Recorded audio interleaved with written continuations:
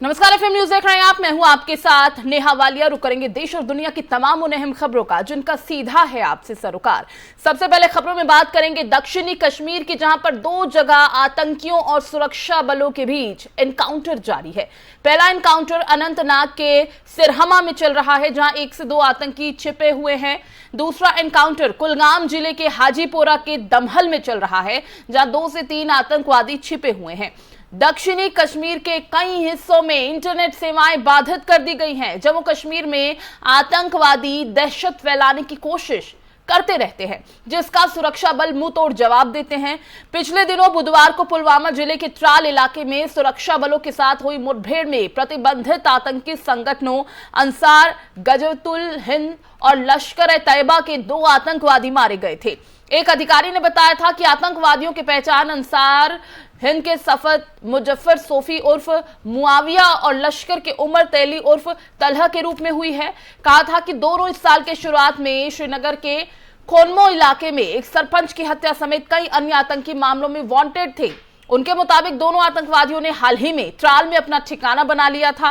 सेना ने सोमवार को बताया था कि जम्मू कश्मीर में 172 आतंकवादी सक्रिय हैं, जिनमें से 79 विदेशी आतंकी शामिल हैं। यह भी बताया था कि आतंकियों की इस संख्या में 15 स्थानीय युवा शामिल हैं, जो नए साल की शुरुआत से आतंकवाद में शामिल हुए थे। बताते चले कि अनंतनाग एनकाउंटर में सुरक्षा बलों को बड़ी कामयाबी मिली है। सुरक्षा बलों द्वारा लश्कर कमांडर निसार डार को मार गिराया गया है। और इसी पर ज्यादा बातचीत के लिए हमारे साथ पूर्व एडीजी बीएसएफ प्रवास मिश्रा जी हैं। मिश्रा जी, बहुत बहुत स्वागत है आपका एफएम न्यूज में। नमस्कार। मिश्रा जी, अनंतनाग और कुलगाम में जैश लश्कर के जो आतंकी हैं उनसे मुठभेड़ लगातार जारी है, और जैसा कि हमने अपने दर्शकों को बताया कि जिस तरह के हालात हैं उन्हें देखते हुए इंटरनेट सेवाओं को भी बाधित कर दिया गया है। और अभी जो खबर मिल रही है कि सुरक्षा बलों द्वारा लश्कर कमांडर निसार डार को मार गिराया गया है, तो यानी कि जिस तरह की कोशिशें ये पहले भी करते आ रहे हैं कि घाटी में डर और आतंक का साया यूं ही बरकरार रहना चाहिए, वो कोशिशें हमेशा की तरह इस बार भी नाकाम हो रही हैं। बिल्कुल, ये जो प्रत्युत्तर है पाकिस्तान का, क्योंकि पाकिस्तान का अंदरूनी मामला खराब है, उसका आदमी का हालत खराब है, इमरान जी का हालत खराब है, का हालत खराब है। टमाटर का केजी 300 रुपया हो चुका है। लेकिन हम बताना चाहते हैं, ये जो इंसिडेंट हुआ और पर्टिकुलरली जो निसार डार को मारा गया, उसके पहले मुश्ताक खंडे भी मारा गया था। तो कमांडर का मुश्ताक खंडे भी मारा गया था ग्रांजबाल पामपुर में। और ये जितने कमांडर्स मार जाते हैं, इससे पता लगता है कि हमारा जो सिक्योरिटी फोर्सेस का जो ऑपरेशन है ये वेल कोऑर्डिनेट हो रहा है। पुलिस और सिक्योरिटी फोर्सेस का इंटेलिजेंस आदान प्रदान और कोऑर्डिनेटेड एक्शन, कोऑर्डिनेटेड ऑपरेशंस, ये पूरे एरिया में तराल हो, सोपुर हो और पामपुर हो और ड्रैगबल हो, ये सभी जगह पर इनको इंफॉर्मेशन बहुत अच्छी तरह मिलता है। और दूसरा है लोकल जो है कश्मीरी जो है कश्मीरी के लिए अच्छे इंफॉर्मेशन देते हैं। और अभी तो फिलहाल तकरीबन 117-120 तक पाकिस्तानी आतंकवादी कश्मीर में सक्रिय हैं और ये रेडिकलाइजेशन, यूथ का रेडिकलाइजेशन करना चाहते हैं और करते रहते हैं। लेकिन ये कामयाबी नहीं होगा, क्योंकि ये एक के बाद एक मारे जाएंगे। और सबसे अच्छा है आजकल जो सिक्योरिटी फोर्सेस का जो ऑपरेशन हो रहा है, और वो सैटेलाइट्स और ड्रोन के तरीके से सिर्फ जो कमांडर्स ये हिजबुल मुजाहिद के हो, लश्कर तोयबा का हो, जैश मोहम्मद का हो, पाकिस्तानी हो या कश्मीरी भी मिलिटेंट हो, इनके ऊपर निगाह रखा जाता है और इनका मूवमेंट बिल्कुल पता लगा जाए। और सबसे अच्छी बात है, हमारा जो कांस्टेबल यूसुफ और कांस्टेबल सुहाइल को इन्होंने मारे थे, मुश्ताक खांडे, वो मारा गया। ये जितने गवर्नमेंट का था पुलिस के ऊपर अटैक करना, सिक्योरिटी फोर्सेस के ऊपर अटैक करना, ये सब आस्ते आस्ते सभी का हो जाएगा। और मैं इसके लिए सिक्योरिटी फोर्सेस और जम्मू कश्मीर पुलिस को बहुत मुबारकबाद देता हूँ। कश्मीर में अगर शांति आ रहा है सिर्फ इन्हीं लोगों के लिए, कश्मीर के लोग अगर सोते हैं आराम से सिर्फ इन्हीं लोगों के लिए। और कश्मीरियों को समझना चाहिए, they are the best Hindustanis.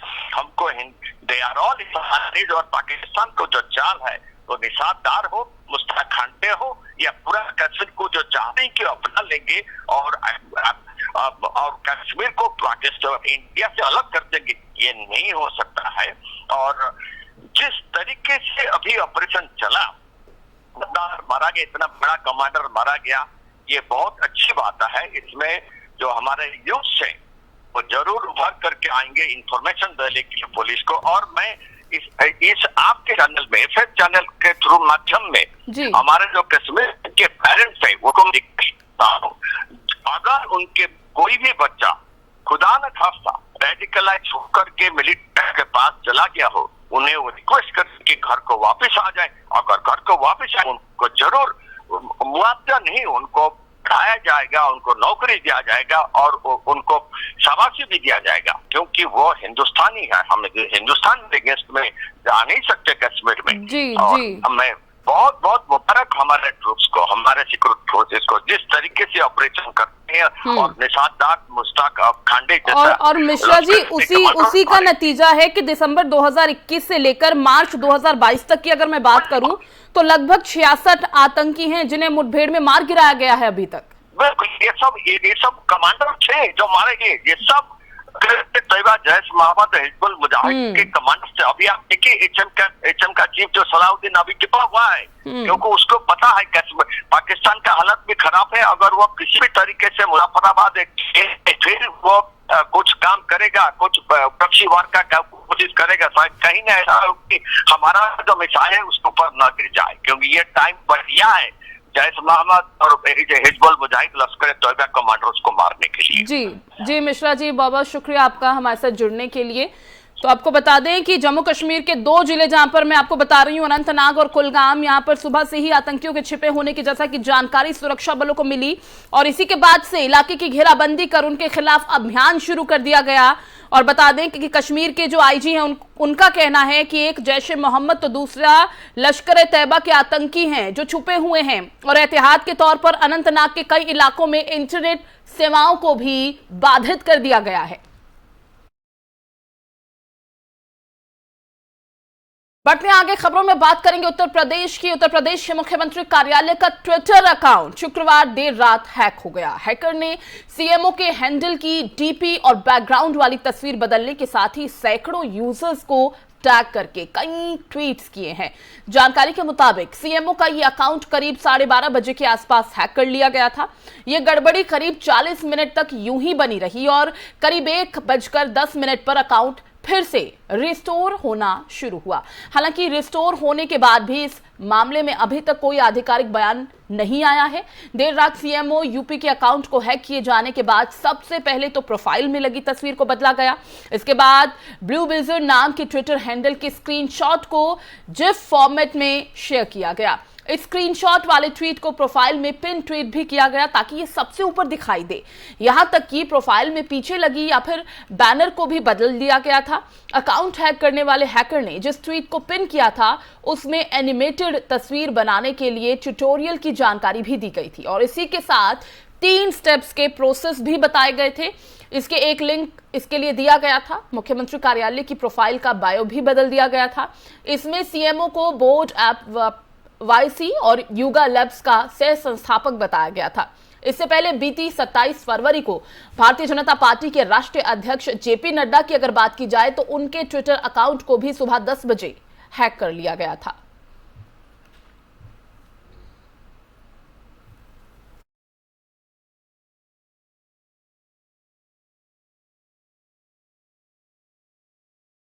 और उधर गोरखपुर के गोरखनाथ मंदिर में हमला करने वाले आरोप में गिरफ्तार मुर्तजा अब्बासी को लेकर चौंकाने वाली खबर सामने आई है। एक मौलाना ने पुलिस को बयान देते हुए कहा कि उसके पिता ने कहा था कि मुर्तजा पर किसी ने काला जादू कर दिया है। दरअसल मुर्तजा अब्बासी नई मुंबई स्थित जिस ताज हाइट बिल्डिंग में रहता था उसी बिल्डिंग में ग्राउंड फ्लोर पर एक मस्जिद भी बनाई गई है। मिली जानकारी के मुताबिक मुर्तजा अक्सर बिल्डिंग के ग्राउंड फ्लोर पर बने मदरसे में आया करता था।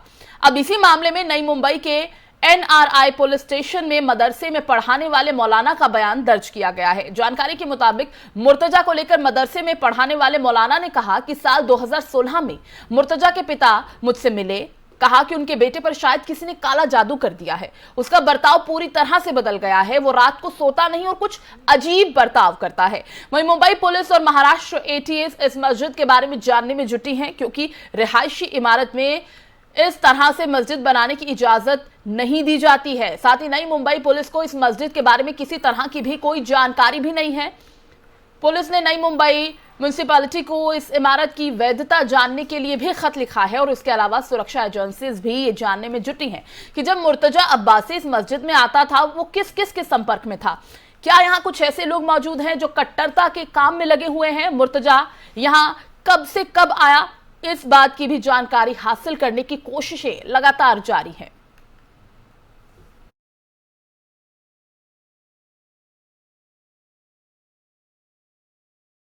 और यूपी में विधान परिषद की 36 सीटों पर सुबह 8 बजे से वोटिंग शुरू हो गई है, जो कि 4 बजे तक चलने वाली है। बताते चले कि इस चुनाव में बीजेपी और समाजवादी पार्टी में सीधी टक्कर देखने को मिलेगी, क्योंकि कांग्रेस और बहुजन समाज पार्टी ने विधान परिषद चुनाव में कोई उम्मीदवार नहीं उतारा है।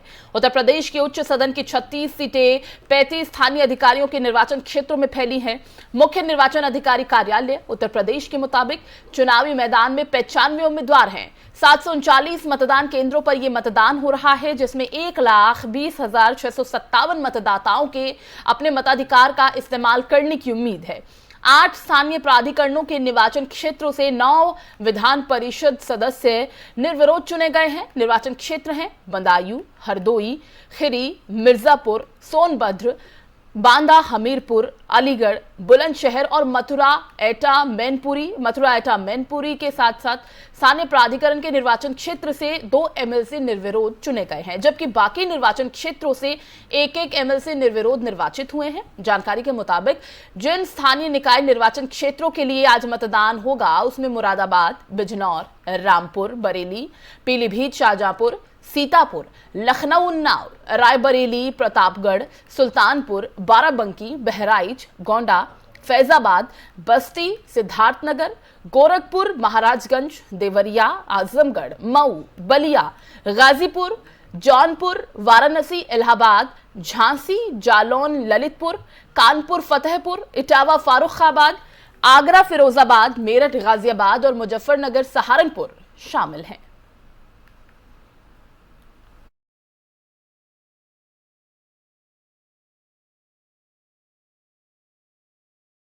उधर हिमाचल विधानसभा चुनाव से पहले आप पार्टी को बड़ा झटका लगा है। आपको बता दें कि आम आदमी पार्टी के हिमाचल के प्रदेश अध्यक्ष और संगठन मंत्री ने बीजेपी का दामन थाम लिया है। आम आदमी पार्टी के प्रदेश अध्यक्ष अनूप केसरी, संगठन महामंत्री सतीश ठाकुर समेत कई नेता बीजेपी अध्यक्ष जेपी नड्डा की मौजूदगी में पार्टी में शामिल हुए।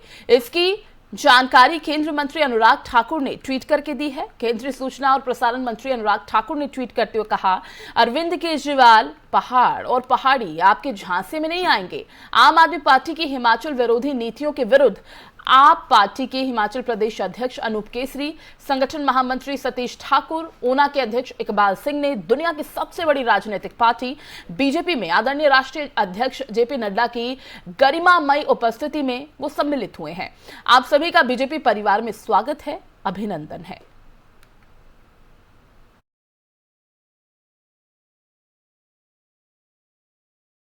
और उधर हॉलीवुड के जाने माने एक्टर विल स्मिथ पर academy of motion picture arts and sciences ने थप्पड़ कांड पर सख्त एक्शन लेते हुए 10 साल तक ऑस्कर में शामिल होने के लिए प्रतिबंध लगा दिया है।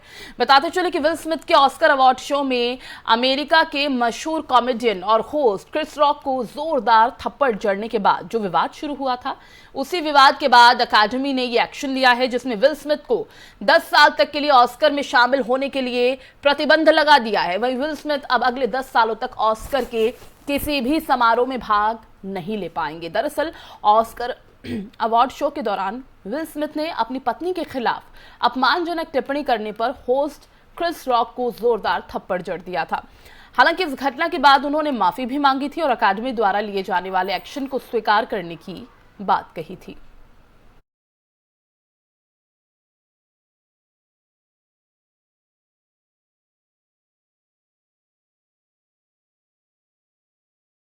और इसी के साथ दिल्ली के आजाद मार्केट में भीषण आग लग गई है। आग लगने से 5 दुकानें पूरी तरह से जल गई हैं। मार्केट में आग लगने की वजह से कई फैक्ट्रीज में ब्लास्ट की भी सूचना है। घटनास्थल पर दमकल की 10 गाड़ियां मौजूद हैं। आग बुझाने में लगे फायर ब्रिगेड के 6 कर्मचारी भी घायल हो गए हैं। कड़ी मशक्कत के बाद आग पर काबू पा लिया गया है। जानकारी के मुताबिक एलपीजी सिलेंडर में आग लगने की वजह से यह हादसा हुआ है। तो 20 फायर ब्रिगेड की गाड़ियां मौके पर पहुंची हैं। ये जो तस्वीरें आप देख रहे हैं आजाद मार्केट की हैं। 5-6 दुकानें बताई जा रही हैं जिसमें ये आग लगी है और आग लगने की वजह से नुकसान भी काफी बताया जा रहा है। इसी खबर पर ज्यादा जानकारी के साथ हमारे संवाददाता अजीत हमारे साथ जुड़ गए हैं। अजीत, इस पूरी खबर पर अभी तक की क्या अपडेट मिल पा रही है आपको? जी नहीं, हम बताना चाहूंगा आज दिल्ली के इलाकों में 2 जगह में आजाद मार्केट और आनंद पर्वत में सुबह आग की खबर आ रही है। जहां अगर हम बात करें आजाद मार्केट में तो यहाँ पर तकरीबन बताया जा रहा है सुबह 4:40 पर आग लगने की खबर आई थी। जो आपको बता दें कि आजाद मार्केट एक बहुत बड़ी मार्केट है जहाँ पे बड़ी संख्या में होलसेल का काम होता है, तिरपाल बैग बनाने का काम किया जाता है। यहाँ पर आग लगी थी और जो धीरे धीरे छोटी सी आग ने अपने विकराल रूप ले लिया और आसपास के लगभग 5-6 दुकानों को अपनी चपेट में ले लिया और तकरीबन 20 दमकल की गाड़ियां पहुंची जिन्होंने कड़ी मशक्कत के बाद फिलहाल आग पर काबू पा लिया है। जी नेहा।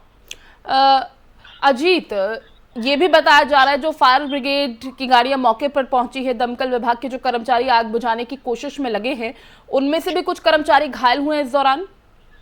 जी नेहा, बताना चाहूंगा जो दूसरी बड़ी घटना है आनंद पर्वत इलाके की, वहां पर इलेक्ट्रॉनिक्स के काम होता था जहां पे ये आग की खबर आई है।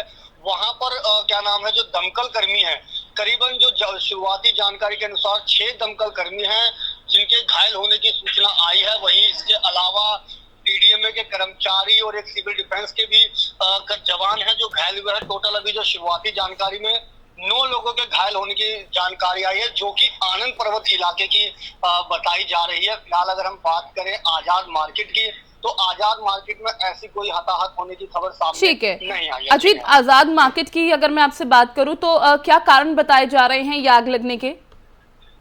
शुरुआती जानकारी के अनुसार शॉर्ट सर्किट बताया जा रहा है। हालांकि अभी पूरा मामला खुलकर के सामने नहीं आया है, लेकिन इस बीच ये भी बताया जा रहा है कि सिलेंडर विस्फोट की भी घटना हुई थी जिसकी वजह से ये जो आग और जो विकराल रूप ले ली और आसपास के लोग दुकानों में भी चपेट ले लिया। तो ये जो आग लगने की शुरुआती जानकारी तो बहरहाल अभी शॉर्ट सर्किट बताया जा रहा है, लेकिन अभी पूरी तरीके से सामने नहीं आ पाया है जो कि जांच का विषय है। जी नेहा। चलिए, बहुत बहुत शुक्रिया आपका इस तमाम जानकारी के लिए।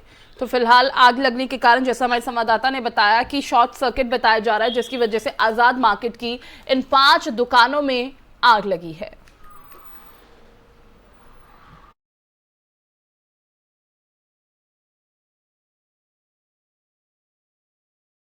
बढ़ते हैं आगे, बात करेंगे मौसम की। अप्रैल माह में ही मई जैसी गर्मी पड़ने लगी है। दिन के समय सूरज जिस तरह से तप रहा है उसकी गर्मी से रात के तापमान में भी इजाफा हो रहा है। इसी बीच मौसम विभाग ने अभी गर्मी से राहत नहीं मिलने की संभावना जताई है।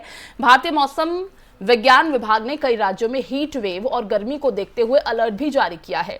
इस दौरान लोगों से घर पर रहने को कहा गया है। मौसम विभाग ने यह साफ कर दिया है कि गर्मी के मौसम में लापरवाही जान पर भारी पड़ सकती है। मौसम विभाग ने आज पश्चिमी और पूर्वी राजस्थान, दक्षिण हरियाणा, दिल्ली के कुछ जगहों पर भीषण लू की स्थिति के साथ कई जगहों पर हीट वेव की स्थिति होने की संभावना जताई है। आईएमडी के मुताबिक मध्य प्रदेश, सौराष्ट्र और कच्छ, हिमाचल प्रदेश के कुछ हिस्सों, पंजाब, उत्तर प्रदेश, झारखंड और बिहार के अलग अलग हिस्सों में लू की स्थिति बन सकती है। मौसम विभाग ने अगले 24 घंटों के दौरान सिक्किम, असम, अरुणाचल प्रदेश, केरल के कुछ हिस्सों और कर्नाटक के दक्षिणी तट पर कुछ जगहों पर हल्की से मध्यम बारिश के साथ मौसम नॉर्मल रहने की संभावना जताई है। नागालैंड, मेघालय, उप हिमालय, पश्चिमी बंगाल, अंडमान और निकोबार द्वीप समूह और तमिलनाडु में हल्की से मध्यम बारिश की संभावना है।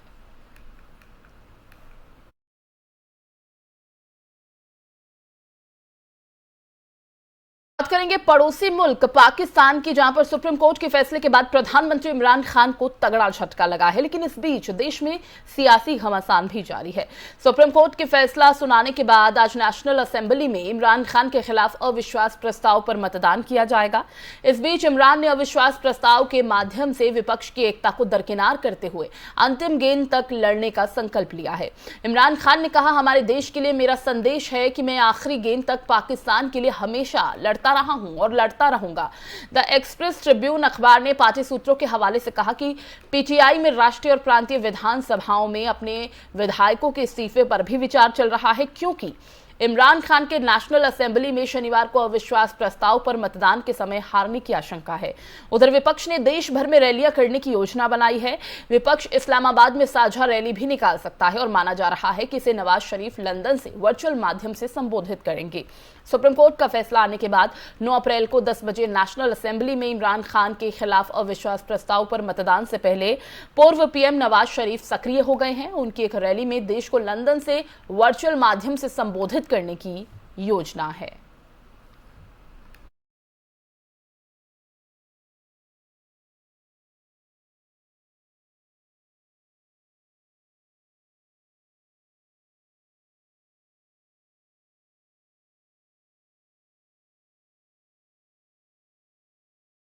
तो आपको बता दें कि इमरान सरकार के खिलाफ अविश्वास प्रस्ताव पर मतदान होगा। अब इमरान का जाना तय है और खबरें ऐसी हैं कि शहबाज अब अगले प्रधानमंत्री हो सकते हैं पाकिस्तान के, और अविश्वास प्रस्ताव पर आज मतदान होना है। कह सकते हैं कि पाकिस्तान के प्रधानमंत्री इमरान खान की मुश्किलें अब और ज्यादा बढ़ती नजर आ रही हैं।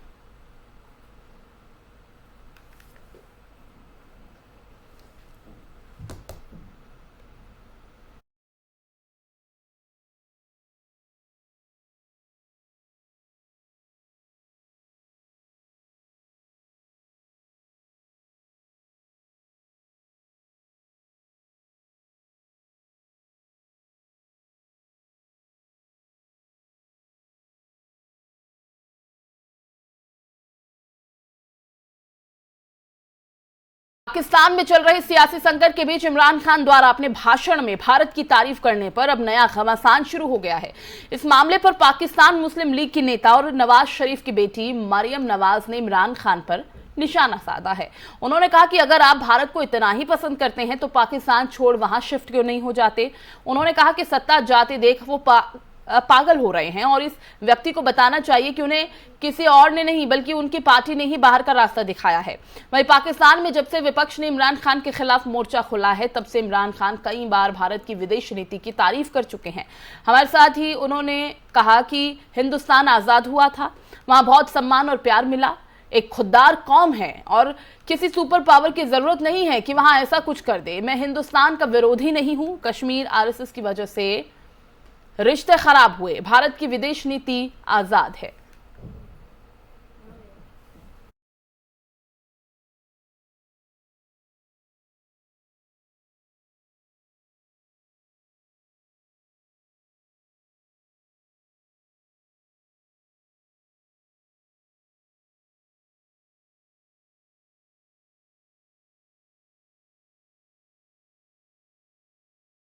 इस बुलेटिन में फिलहाल बस इतना ही। बाकी खबरों के लिए आप देखते रहिए FM न्यूज़। दीजिए इजाजत, नमस्कार।